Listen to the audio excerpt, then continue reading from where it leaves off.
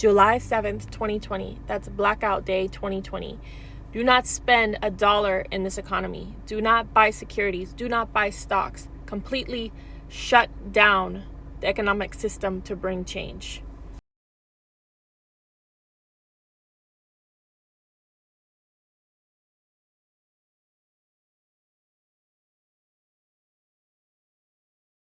People be like, we didn't steal America, we conquered it. Okay, well then they conquered Target. Why?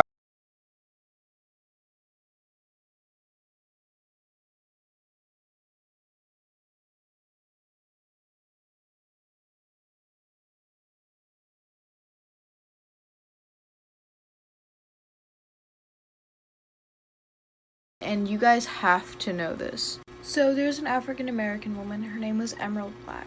She was with her fiance in the car and she got pulled over by a cop because of her tags. She was pregnant and she was just coming back from the hospital from a checkup with her fiance. The cop asked her to get out of the car. She asked the cop if she could stay in the car because she was at a high pregnancy risk. The cop aggressively pulled her out of the car and pushed her onto the floor. The cop handcuffed her and proceeded to stomp on her stomach. Her fiance was screaming, telling the cop that she was pregnant, and she clearly was, but the cop didn't care. The cop proceeded to step on her stomach, and that caused her to have a miscarriage. And after all of that, they arrested them and made them spend the night in jail as she was having a miscarriage. I knew it was going to happen, and then it did, because yesterday I saw an article that was like, oh, the possible intoxicants in George Floyd's system could have contributed to his death. Shut the hell up. First of all, we all know you're talking about weed when you say that, and once again, the media is associating the unjust death of a black man with his possible use of cannabis, because that justifies it for some reason. I remember, even during the Trayvon Martin case, they were like, oh, we found a weed pipe in his bedroom, and oh, George Zimmerman thought he was crazed out of his mind on marijuana. No, that's not what weed does, and when you put those stupid, ignorant statements out to the public, in their eyes, into the media's eyes, the conversation quickly shifts to, oh, what did George Floyd do wrong? What could he have done differently? Did he smoke a joint earlier in the day? Oh, that probably contributed to him dying. No, a police officer knelt on his neck while he screamed he couldn't help for 9 minutes. I don't care if you smoked a joint an hour before. You would have died. Anyone would have died. And the fact that that officer is not being charged with first-degree murder, and the fact that every time a black man is murdered, the conversation shifts to what he did wrong is ridiculous, and I'm so tired of it. We have to do something, and we have to do it now. Who's that?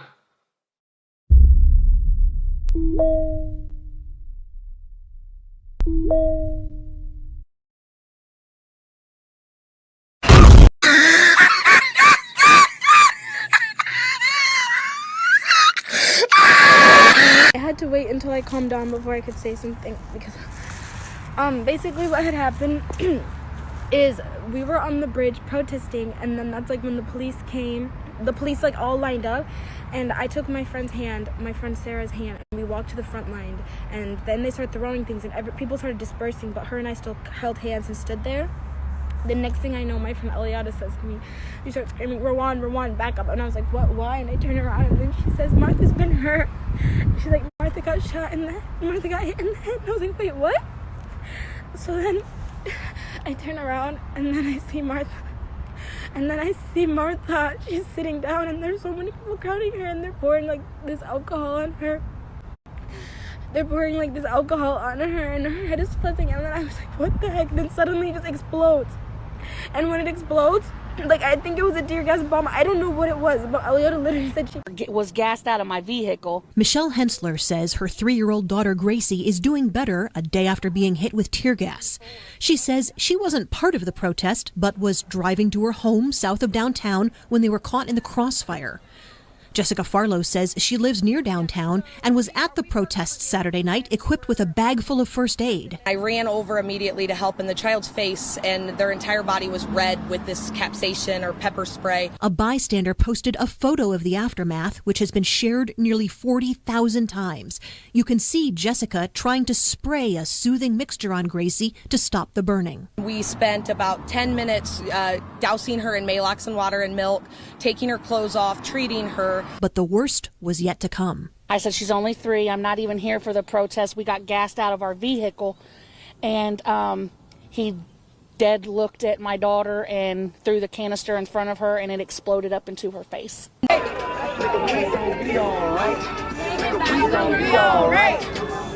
Hell yeah, this is my city, bro. Sing louder! You can sing with us, it's okay! You want to sing with us! Are you afraid of your other officers? So you're gonna sit here and tell me this man, Peter Manfredonia, brutally murdered one innocent person with a machete, critically injured a second person with a machete, killed one of his old classmates from high school, kidnapped his girlfriend, and took her to New Jersey and led a 6-day manhunt that the FBI got involved with. And his family has stated that he has mental health issues and that they want him home safe. And he was arrested with no injuries. Yet this is Mubarak Soleiman. My best friend went to high school with him. He had a knife on him and he carjacked somebody, stole their car, and led the police on a high-speed chase. He had schizophrenia and was having a schizophrenic episode. All he had was a knife on him and they shot him 7 times while calling him the N-word with a hard R. White privilege is very real. And you best believe he was racially profiled. I've never spoken in uniform in this app before, but I feel like this needs to be said now. And I don't know the details because the story is still very new, but it's come to my attention that Minneapolis Police Department and the National Guard opened fire on medics. That is a violation of medical neutrality, and it is a war crime. If it's true that military police were the ones who are opening fire on medics, they will be subject to UCMJ, Uniform Code of Military Justice. Look it up. As a military service member, I can tell you confidently that I do not condone what they did to those medics. It was against the law, and I really, really hope they get what's coming to them. You seeing some bricks at that protest? Here's a Hong Kong tactic you can use with these bricks. Start making these figures between you and the police. It's going to give the police and riot patrol a harder time to get from one point to the other, and it's going to buy you time. This is one of the many tactics we can learn from the Hong Kong protesters, as they have been protesting since March of last year. Like this video if you want to learn more.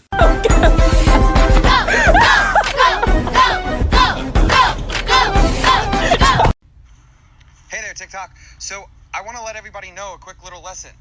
If the National Guard is at your riots or they are doing anything, the way to get them to follow what you want them to do is play the national anthem. They have to stand at attention. We know the rules they have.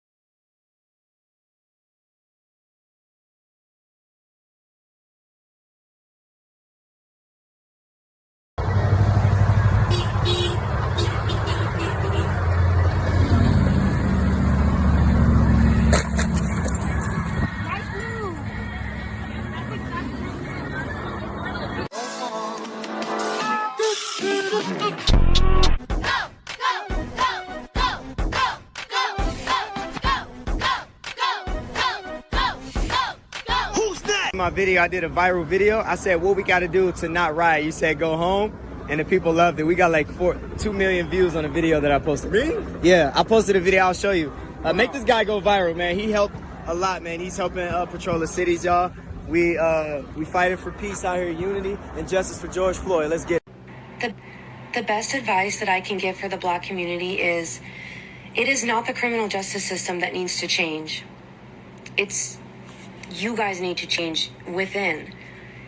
When you make up 13% of the population, but you're responsible for more than 50% of the homicides in America every year, what is that telling you? Those discrepancies in numbers mean something. African Americans are more violent. Cops cannot approach them and treat them as if they're not. Just because the facts hurt your feelings, we need to protect ourselves, because the track record, it's not good, okay? And this isn't me being racist. I'm really trying to help you understand that people are not out to get you for your skin color. They're scared for their lives, as they should be, because historically, African Americans, even being a small percent in the USA, responsible for the most homicides. If you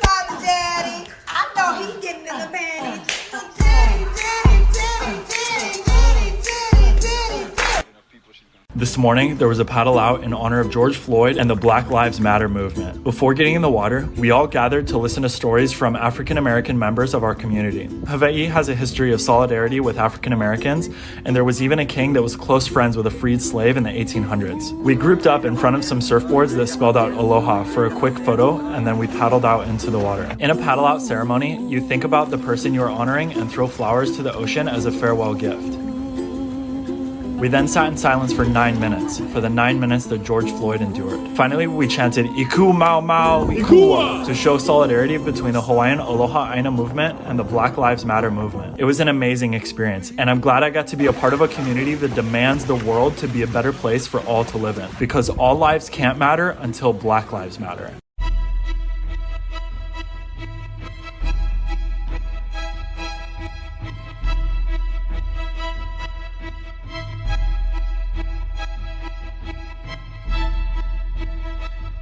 Used to steal your parents' liquor and climb to the roof. Talk about a future like we had a clue.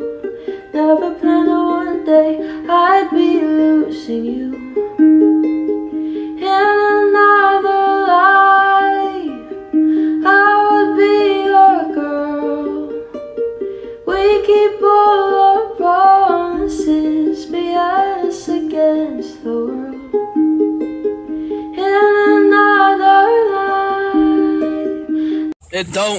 It don't go down. Robert, it goes down. No, it don't. It do go down. Oh! I was sexually assaulted in high school by an entire football team. And I told their coach. And I told the police. And you know what they said?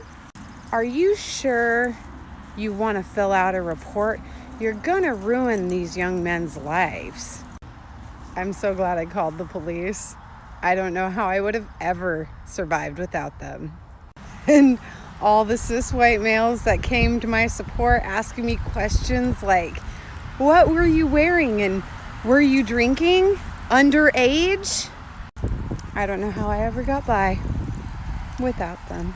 Let me pull out a gun. Let me pull out a gun and pull it on you and tell you to shut the fuck up and get on the floor like you did me. When I was unarmed, I did nothing to y'all.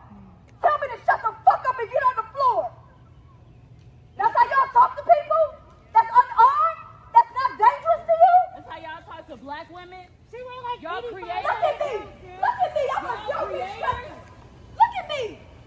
And y'all tell me to get the fuck out of the car and shut the fuck up with a gun in my face.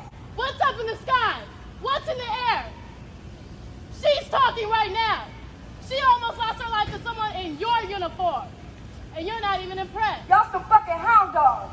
Well, let's just go through that drug list because I'm sure you didn't. Let's see what we have. Fentanyl, meth, weed, continine, which is tobacco, and then caffeine.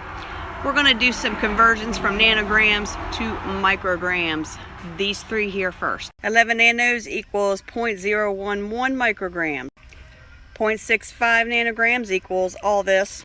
5.6 equals all this.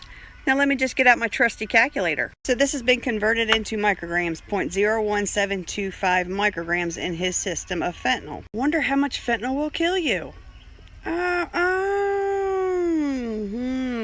Guess you didn't have enough to kill him, huh?